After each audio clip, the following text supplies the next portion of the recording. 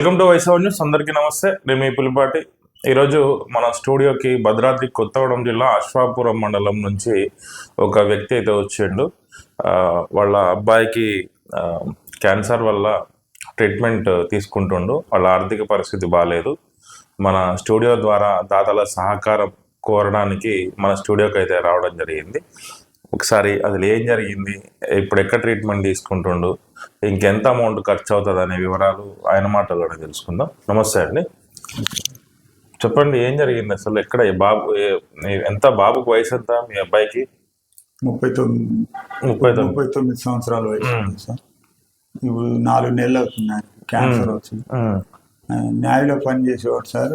4 నెలల ట్రీట్మెంట్ వాళ్ళు కంపెనీ వాళ్ళు చూశారు. నావీలో అంటే ఇప్పుడు చేస్తూనే ఉన్నాడా?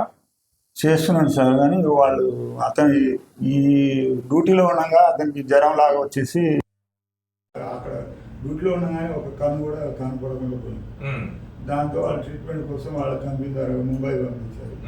ముంబై నుంచి ఇక్కడ మాకు దూరం అయింది సార్ అంటే వైజాగ్ పంపించారు. మరి నావీలో అంటే మరి డబ్బులు బాగానే వస్తాయి కదా, మరి మీరు దాతల సహకారం ఎందుకు తీసుకుంటున్నారు? అతను జీతం బాగానే వస్తుంది కదా నావీలో అంటే. అంటే ఇప్పుడు 2 నెలలు అయింది ఆయన పోయి.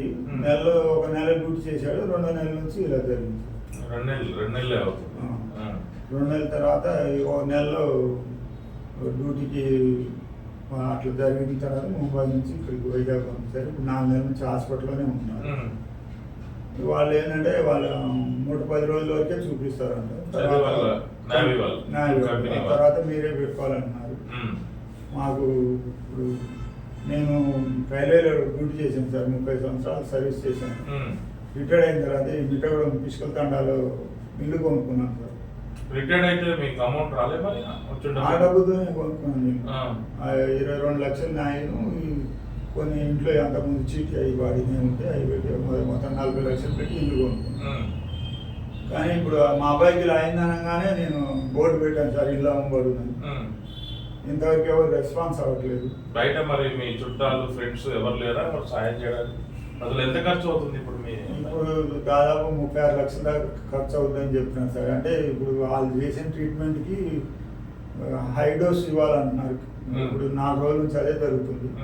అది జరిగిన తర్వాత అతనికి క్యాన్సర్ అనేది 0 అకౌంట్కి వస్తే దాన్ని ఆయన బోన్ మ్యారేజ్ చేయాలని చెప్పేసి వాళ్ళకి డాక్టర్లు సలహా ఇస్తున్నారు. అది చేయాలంటే ముందు 36 లక్షల దాకా అవుతుంది సార్. 36 లక్షలు పెట్టిన రికవరీ అవుతుందా మరి? అంటే వాళ్ళు ఇప్పుడు బోన్ మ్యారేజ్ చేసిన తర్వాత బ్లడ్ మార్పిడి చేస్తే అది సంవత్సరానికో 6 నెలలకు అది అట్లా చేయాలంట కంటిన్యూ. మా బాధ ఏంటంటే మా బాబుకి 23వ తారీఖు పాప పుట్టింది సార్. ఈ నెల ఏప్రిల్ 23వ తారీఖు. ఆ పాప 3 రోజులు పాపని ఎత్తుకొని బాగా ఏడుస్తున్నాడు. నిన్ను ఎవరు పెంచుతారమ్మా ఇదే అని చెప్పేసి ఏడుస్తున్నాడు. నా బాధ ఏంటంటే ఇప్పుడు మా దగ్గర డబ్బులు ఇల్లు విట్టే ఏదైనా అమ్ముతామంటే అమ్ముడుపోవట్లేదు. కాబట్టి మీరు ఎవరిదైనా నాకు సాయం చేయగలిగితే చిరకాలం బతుకుతాడని కాదు, కొన్నాళ్ళైనా బతుకుతాడు అని కూతురు ఆశతోనే మిమ్మల్ని అందరినీ సాయం కోరుతున్నాను. మీ తోసినంత మీ దయ ఉన్నంత నాకు సాయం చేయండి. చూశారు కదా ప్రజలారా, ఆయన జీవితకాలం కష్టపడి జాబ్ చేసుకుంటా రైల్వేలో పంచమన్గా చేసిందా?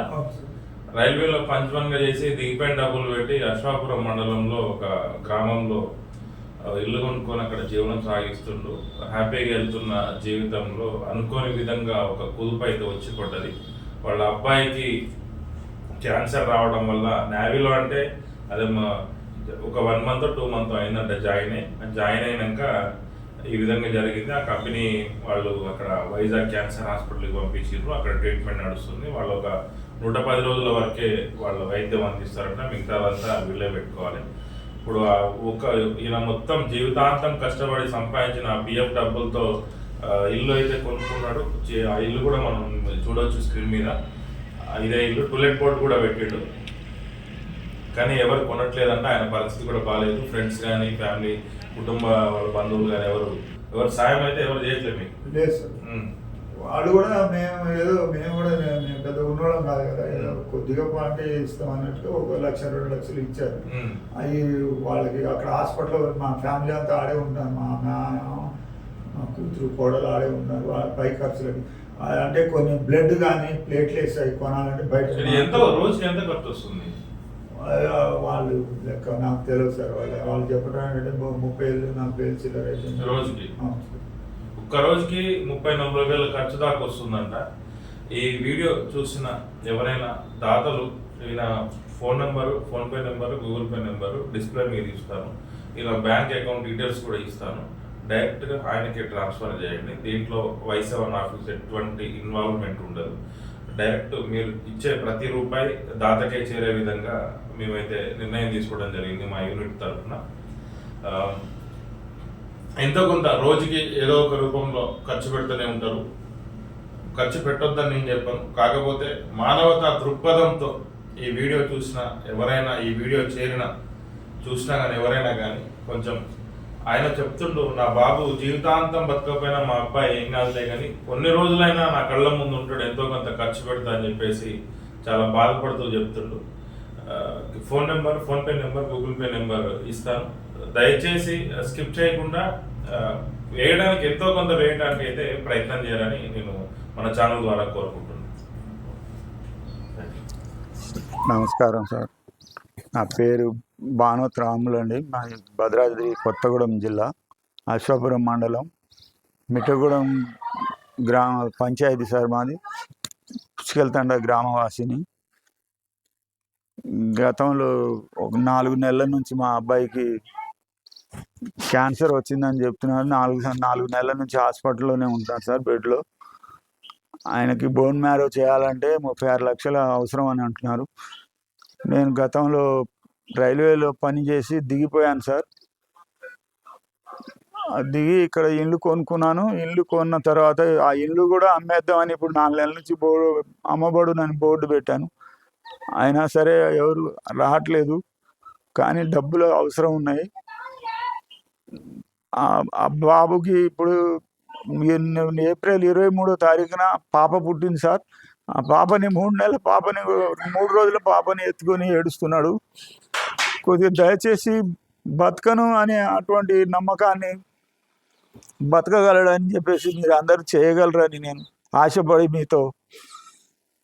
మేము మీ దగ్గరికి మీరు నన్ను సహకరించగలరని, మా కొడుకుని బతికించగలరని దయచేసి కోరుకుంటున్నాను సార్. మీకు తోచినంత నాకు ఫోన్పేకి చేయగలరు డబ్బులు. నా ఫోన్పే నెంబరు 9959140601.